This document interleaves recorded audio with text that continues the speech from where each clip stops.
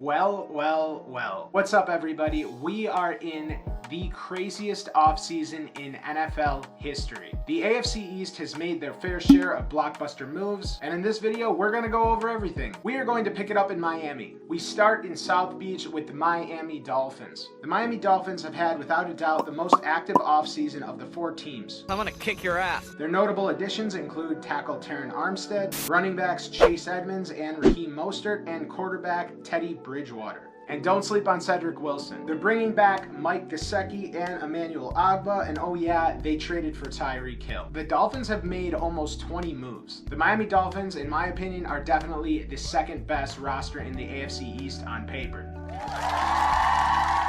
Tua does throw those short to intermediate routes quite well. And with game breakers such as Jalen Waddle and Tyreek Hill, I could see the Miami Dolphins doing some serious damage, provided their owner isn't looking to throw any games this season.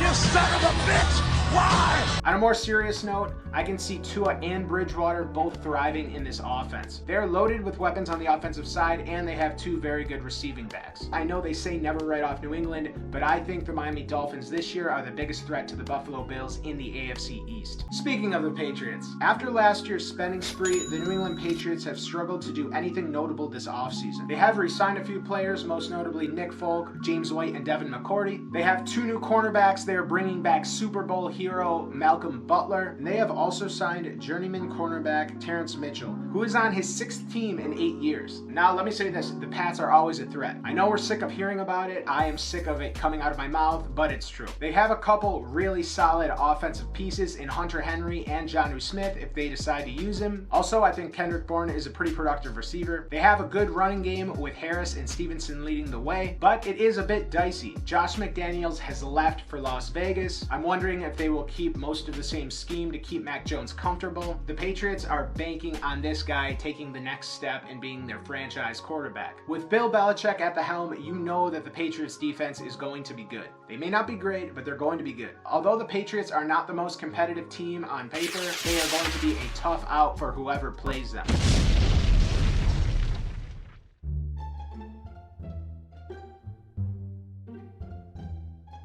Oh, the Jets. Yes, we all love to shit on the New York Jets, but they have made some significant moves this offseason. They brought back wide receiver Braxton Berrios and backup quarterback Joe Flacco to help Zach Wilson on and off the field. Say what you want about Joe Flacco, but that guy has seen it all in the NFL. Although Flacco's physical abilities may have diminished, he is still going to serve as a great mentor for young Zach Wilson.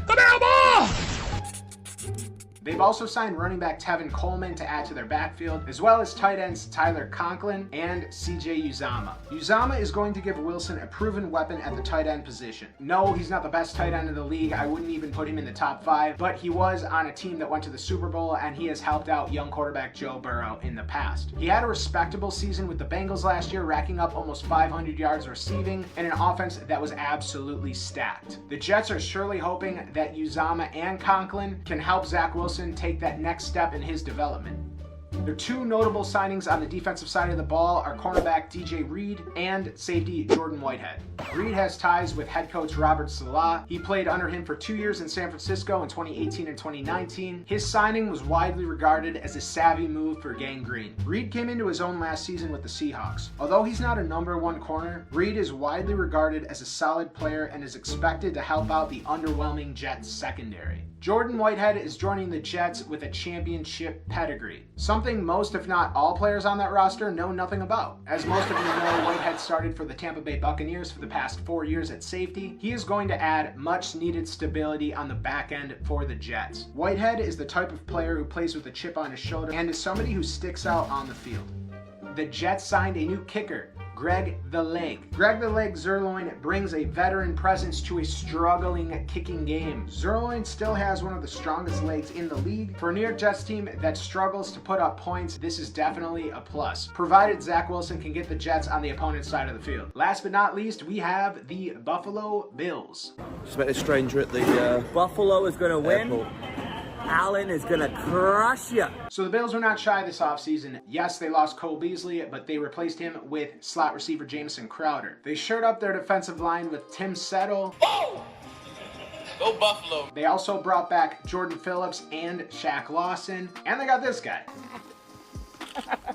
Adding future Hall of Famer Von Miller to last year's #1 defense is scary. Adding Von Miller will further help players like Tremaine Edmonds, AJ Epinesa, Greg Rousseau, and Boogie Basham develop further into their roles on this defense. Like I said, this defense was #1 in the league last year. We all know how it ended, but on the defensive line, they've only really lost Harrison Phillips and Star Lotulelei, and they brought in a multitude of guys, including a future Hall of Fame pass rusher who has won 2 Super Bowls on 2 separate teams. Let's make it 3 for 3. Flipping to the offensive side of the ball, obviously Josh Allen is a beast. They've added Duke Johnson after the J.D. McKissick situation, Roger Saffold to shore up the guard spot, and tight end O.J. Howard. O.J. Howard gives this offense a dimension they didn't have last year. He gives them the option to run multiple tight end sets. Tommy Sweeney is Tommy Sweeney, but O.J. Howard is an athletic guy. He was a highly touted tight end when he came out, who played at Alabama, and when healthy, he can definitely do some damage, especially when paired up with Dawson Knox. Did I mention Jameson Crowder? Jameson Crowder is a reliable, productive slot receiver who has put up good numbers over the years on shitty Jets teams. Saffold is a solid player coming over from Tennessee. He's without a doubt going to help stabilize that guard position. And they signed Duke Johnson, who hopefully does better than Matt Breida. It's depressing. I was excited for that signing. Didn't pan out. All in all, if the Bills stay healthy, they should be the best team in the AFC. Time will tell. That's why they play the games. Guys, thank you for watching. Let me know in the comments your favorite free agency move or a move that you would like one of these 4 teams to make in the future. There are a ton of things still to come. I'm excited for the draft. Then we got OTAs, preseason, and then the regular season. It seems like it cannot get here soon enough. Thank you for watching, and I will see you on the next one.